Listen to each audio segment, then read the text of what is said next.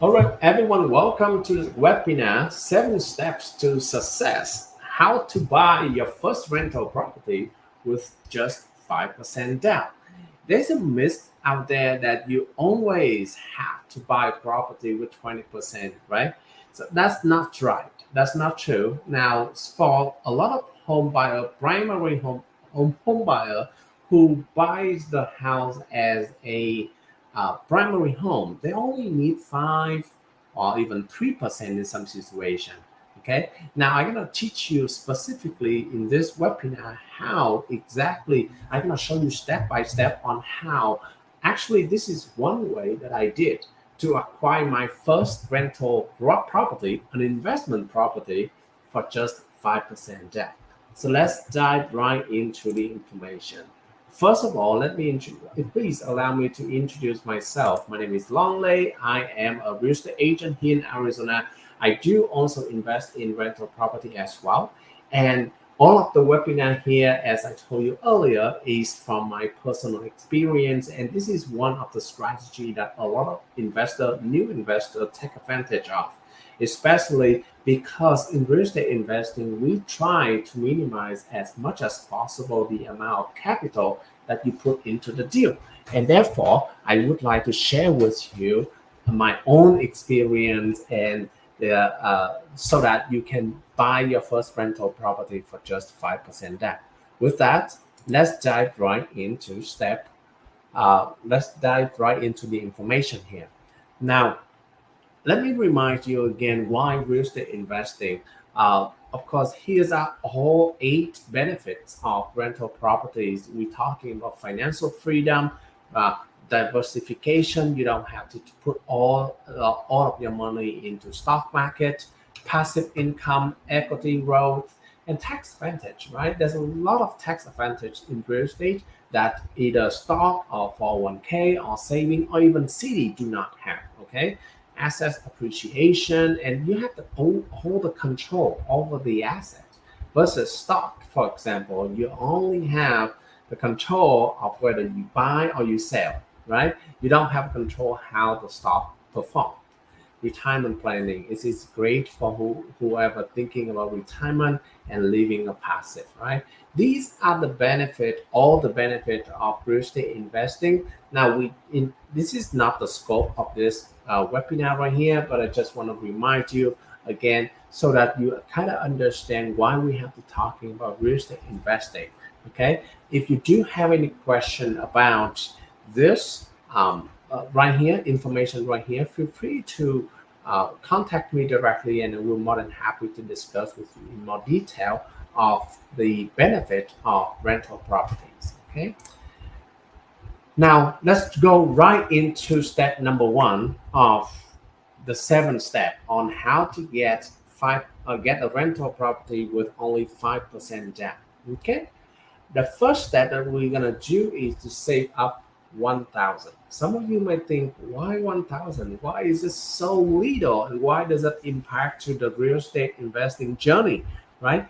For a lot of you, owning a house is not the every day that you do. Buying a house is not the every day that you do, right? And sometimes you don't even have any experience with holding a good amount of cash into the bank either.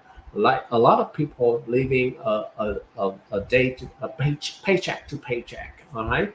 So the 1,000 is the very crucial step that to prove to yourself that you are financial ready to go through the next 6 steps. Okay. If you are not be able to even save up for 1,000, how do you think of buying a property for you? Because there, when you own a property, when you own a house, there are going to be plenty of things that you have to be responsible for. For example, you have to pay for utilities, you have to pay for the maintenance, you have to pay for the repairs of things throughout the house, right? So there's a lot of things, and if you are not ready, you will not be able to, in the situation, in the stage to face those problems, right? So the 1,000 is not this step is created so that it is not becoming too much problem, but it is also a good starting point, to prove to yourself, to prove to everyone that you can do this. Okay, if you are able to save 1,000, you are ready for the next step, which is pay off your bad debt. Now, what is bad debt, first of all? Okay, as American, we have a lot of debt in our life, right? We're talking about student loan, we're talking about car loan, we're talking about credit card, we're talking about personal loan, right? Those are the things that you easily to take on as you live day to day. But to be able to own a property, right? Like I said in step number one, this is a very big financial responsibility. So in step two, after you save 1,000, the next step is to pay off all of your bad debt. Bad debt is something that you actually get the loan, but you end up paying more. For example, if you buy clothes with 2,000. I don't know why you have to spend 2,000 on clothes, but somebody do. Okay, so let's say if you pay 2,000 on clothes, and then at the end of the month you are not able to pay off the 2,000, you will be charged interest. So at the end, you may pay more than 2,000. That could be 2,200 or 2,300. But that is bad debt because you actually pay more than what you owe, right? But another example is could be the car loan. Okay, so if you take on a car loan and you you end up paying interest on that. Okay, that's number one. For example, if you take on a $20,000 interest, $20,000 car loan, and then you end up at the end of year five. Normally, car loan has a period of 5 years, right? At the end of year five, you're actually paying, I don't know, maybe 30,000 or even 40,000. So that much different make you cost you more money, and therefore that is considered a bad debt. Okay.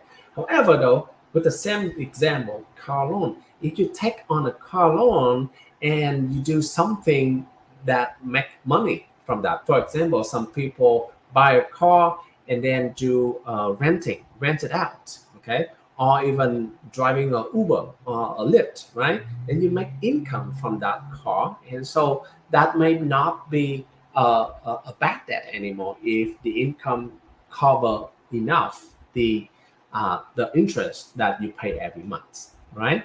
So that is whatever create a liability to you is considered a bad debt, and you have to pay it off. Why? Okay, number one reason. Okay, number one is if when you buy a house, because you only put 5% down, right? The remaining 95% coming from a loan. So, uh, given that you have the same amount of income, okay, if if you limit the amount bad debt as much as possible, then your income with the current income you are able to borrow toward your house rather than something else, because when the loan officer consider whether you qualify for the loan or not, they calculate a number called debt to income ratio. Like I said, if your income is the same and if your other debts, right, the debt is including the mortgage, the car loan, the student loan, the credit card, every debt, right? If you eliminate other bad debts, then with the same income, you are able to borrow more for your house. Okay, so it's easier for you to borrow money to buy the house if you pay off your bad debt. Okay, of course, the other subsequent result of paying off some of the bad debt, so that you are not charged interest on that, is your credit score going to be improved, and therefore, because of interest, the credit score improve, you're going to have a better mortgage interest rate as well. So there's a lot of benefit in this step if you are able to achieve it. Okay, so that's step number two. Step number three is to actually save up for the 5% down of the property. Okay, So this one is actually the one after step one is to prepare mentally, financially, right? Step two, you're getting yourself, your financial situation ready. Some of you may ask, what if I don't have any bad debt? Right? Let's come back to step two a little bit. Some of you may ask, what if I don't have any bad debt? Well, then you can skip, go to step three, right? But after you pay off your bad, all of your bad debt, this is the time that you are ready to save up for the 5% debt. We don't want you to, I wouldn't recommend you to like doing step two and step three at the same time, because it's gonna take, actually gonna be longer.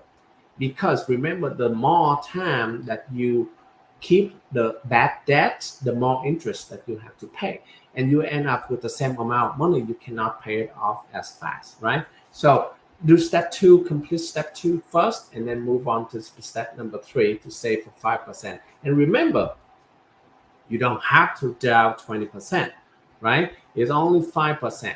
So, so that is the myth, like I mentioned earlier in the webinar, is that a lot of investors thinking, or even a lot of people, first-time home buyer thinking they have to have a lot of money to put down on a house. You only need 5% this time. Some of you may ask, how much is the 5%? How do I know, right? That is the great question to talk with your local real estate agent. All right. If you are in Arizona, feel free to contact me for more suggestion on that as well. But basically, in that conversation, you gotta ask the agent, hey, I am thinking about buying a house, and the house that I'm looking for is have a 3 bedroom, has a 2 bathroom, the size of the yards, this much of the year in this area. Would you recommend me the median price for that area?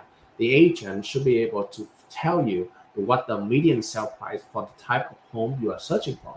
For example, if it is in Chandler, right, maybe we're talking about 450 or 470, right? Then you, or maybe use an even number for ease of calculation. Maybe he's going to say 500 for your median sale price, okay? Then you could reverse engineer to do 5% of 500 is actually 25. And that is the number we are going to save up for, okay, for the down payment, okay? So that's the best way and the easiest way for you to find out exactly the number, okay? After you are able to save up for the 5% down, now you're ready for the next step, is to buy your primary home. We're talking about here, some of you may tell me, hey, you told me to buy an investment property. Now, why do I have to buy a primary home? But wait for me. Like I said earlier, if you strictly buy an investment property, you have to have at least 20% debt. This is the way around that you can get a property with only 5% debt. Of course, you have to stay in it for a little bit of time, but think about it. If you don't stay in this property, you have to stay in other property. So we're talking about either renting or living with your family. Either of those two cases are not an ideal for you, right? So that's why step four, after you have the 5%, after you're ready financially to take on the mortgage, in step four, you go buy a house. But you're not gonna buy any houses, okay? Because I'm teaching you how to do real estate investing. So you have to think, when you select a house in step number four here, try to select the one that potentially gonna make income for you. Why? Because in step number five, you're actually gonna share a room to another people and get extra income. So in step four, when you're searching for a house, discuss with your real estate agent too on the potential of renting out. Some of the people may be feeling comfortable with even sharing the same living space area, but some people may only feel like, oh, I only really willing to share the casita if it is a completely separate the living space, right? I will be able to share. Okay, that's fine. But make sure that you discuss that with the agent so that you find the correct option for you. Okay. Step number five, share a room. What is the benefit of that? Meaning you still have to pay for your mortgage, right? So having someone paying you for that area that you share gonna help you reduce the liability that you have to pay on the mortgage. Okay, so uh, and uh, that could be make you, because this is only step 5. We're not stopping here. We still have step 6 and step 7, right? So it's reduce the liability that you have to pay for the mortgage on a monthly basis if you are able to share that room. Some of you may ask me, what if I'm not comfortable of sharing the room with someone else? Well, that's a fair statement, right? And it's not for everyone. I understand that. So in some situation, I have to think we have to be creative. For example, you can rent to a family member, or like I said earlier, that you can find a property that maybe a duplex or a triplex, right? In which you can live in one unit, have your own space, have your own everything, and then share the other part of the property out. Or if you are not, if some people don't even like consider about um, sharing on the same plane, right? Then don't. Then skip step 5. Step 5 is mainly to prepare you, uh, increase the amount of cash that you are going to get in step 6. Okay. Why do I say that? Because in step 5 and step 6 is basically get ready for the last step, in which you're gonna get all the cash possible. From step 5 is from the income, and step 6 is from the refinance and get the cash. Okay, so let's say, for example, if you buy the property at $500,000, and a year from now it's grow to 600, and you said have some equity in the house already, you are able to refinance, get the cash, some of the equity out, and then use that money for step number 7, which is buy your second house. All right. But before we go to step 7, let me step back a little bit in step 6 for one of the note. Okay. This may not be um, you do have to make sure that the equity grows big enough before you do the refinance. Okay, you just not cannot be like, okay, by this month and next month you do the refinance. The value of the property normally doesn't increase that much enough for you to get some cash out. Okay, unless you do some forced appreciation, in which you do the upgrade in the house, renovation in the house, adding bedrooms, adding bathrooms, and things like that to increase the value by doing the work, then you can do that. But if not, okay, if it is a good house for you, then you have to wait a little bit longer time. Remember, real estate is not a quick game. All right, it's never be quick. It has to take time and depend on the strategy. How much time depend on the strategy that you are doing, execute. All right, let's talk about step number 7. Like I said, step number 5 is getting one additional income source.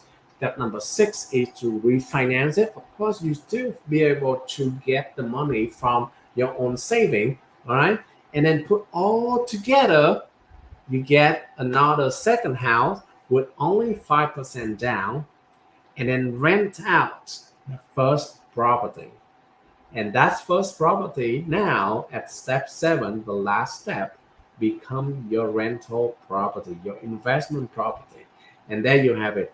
That is how I actually acquired my first rental property. The first property ever that I bought back in like six years ago is in Glendale, right? That is actually my primary home. Back then, I was just doing it because I need a property to live in, right? I don't want to live in a rental situation, so I just bought that one.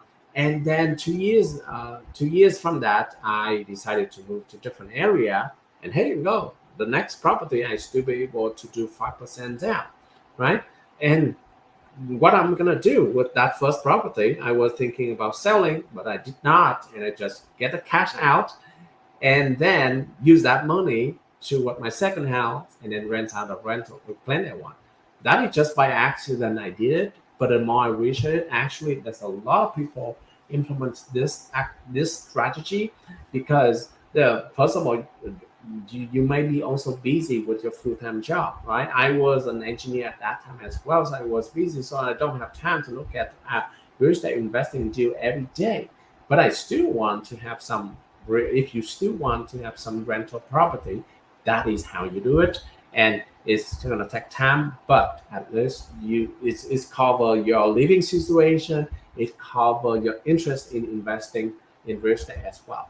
So this is a seven step, and this is another summary of the seven step again here. Step number one, to save 1,000. Step number two is to pay off your bad debt.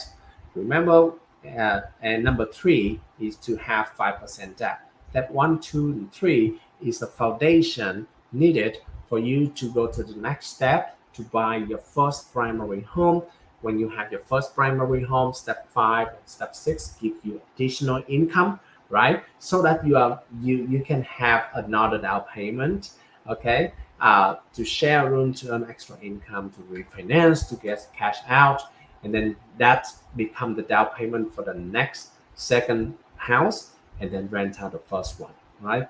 Talking is easier than execute, right? There's 1, 2, 3, 7 only in like 30 seconds. But remember, real estate takes a long time. So be patient with the process, and you for sure will eventually have a lot of investment property with very minimal amount of cash invested into the deal. If you do have any questions regarding in any webinar topic today or any real estate investing, um, or even first time home buyer experience, feel free to contact me, and I will be more than happy to share with you all information. Okay. Again, my name is Long Le, and it's very thankful that you are joining me today in this webinar. Here's my contact information below. Feel free to reach out to me via text, cell phone, or even check out a couple of blog posts, real estate investor tips in my website. And if you feel this webinar is helpful, hey, we have another webinar, the same webinar, the bio webinar for in next month as well. So if you feel this one is helpful, feel free to share the video with anyone that you feel will need my help in this area. All right. Thank you so much, everyone, and have a great time.